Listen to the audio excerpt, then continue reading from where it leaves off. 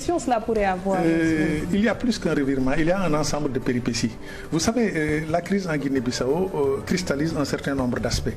Mais moi, je retiendrai les aspects cruciaux qui intéressent les observateurs sénégalais comme vous et moi. Qu'on le veuille ou non, la Guinée-Bissau est une dimension de sécurité nationale pour le Sénégal. Un peu à l'instar de la Gambie, sans être semblable à la Gambie. Ah oui, il faut insister là-dessus. À l'instar de la Gambie, sans être en conformité avec la Gambie. Mais quand même, quelque part, il y a une dimension de sécurité nationale. Parce qu'un régime ami à Bissau est une bonne chose pour nous, du point de vue de cette Casamance encore mal arrimée. Et avec ce MFDC, bien qu'il soit résiduel, il peut toujours trouver un sanctuaire en Guinée-Bissau. Ensuite, si le locataire du palais présidentiel de Bissau n'est pas ami avec le Sénégal, alors on peut se réveiller et faire face à des surprises désagréables. Donc, du point de vue géopolitique, on a le souci d'avoir sur place le prolongement d'une certaine amitié. Ça, c'est logique. Donc, de ce point de vue, on ne peut pas reprocher au Sénégal d'être favorable à...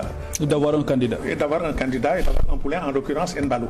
Seulement, la démarche du Sénégal aussi a manqué de tact et de Mais le mesure. président Macky Sall qui félicite déjà le candidat qui est supposé avoir gagné et qu'à côté qu'on voit ce qui se passe, est-ce qu'il n'est pas allé vite en besoin? Le président Macky Sall a fait plus que ça parce que tout le monde sait que le Sénégal a soutenu Nbalo, mais ça, c'est pas méchant. De toutes les façons, les parrainages existent. Voilà. Mais ils doivent être discrets et non ostentatoires.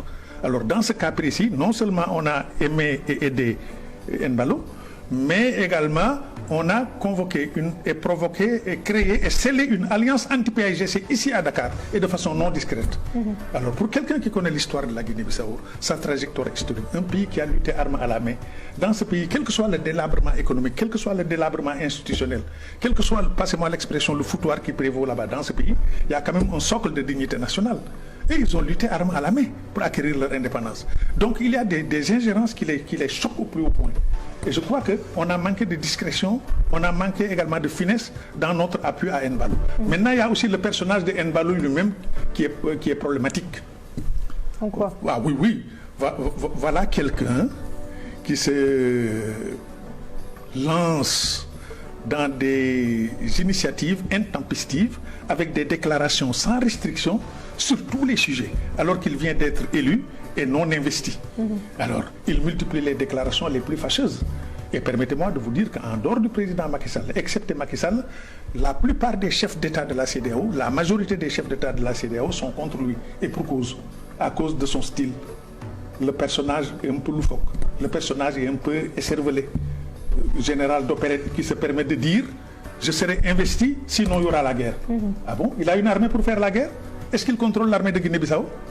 Pour quelqu'un qui connaît l'histoire de cette armée, lui, il ne la contrôle pas, bien qu'il soit un général d'opérette. Il ne contrôle pas. On l'a vu aussi s'attaquer à Alpha Condé. Oui, à Alpha Condé.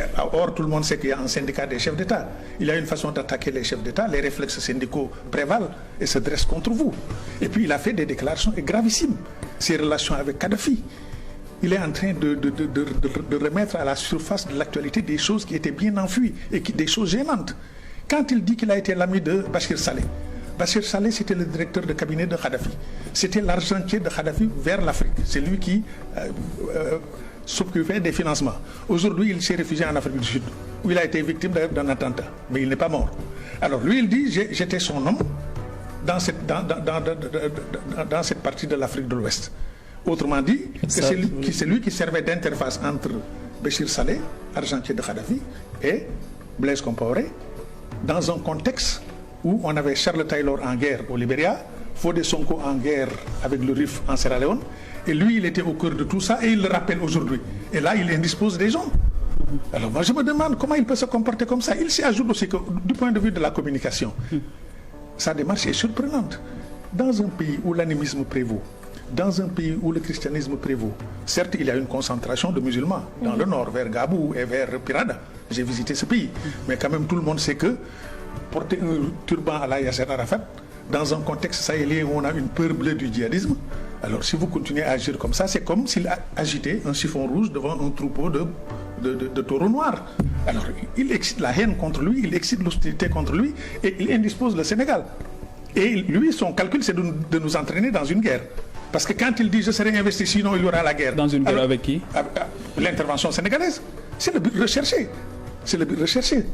Parce que quand il dit « si je ne m'installe pas, je ferai la guerre ». Avec quoi il va faire la guerre, lui? Est-ce qu'il contrôle l'armée? Au moment où nous parlons, il y a des généraux qui sont placés en résidence surveillée à Bissau. L'amiral Américo Gomez, alias Boubouna Tchoucho. Actuellement, il est placé sous résidence surveillance, il est placé en résidence surveillée parce qu'il voulait faire un coup d'État.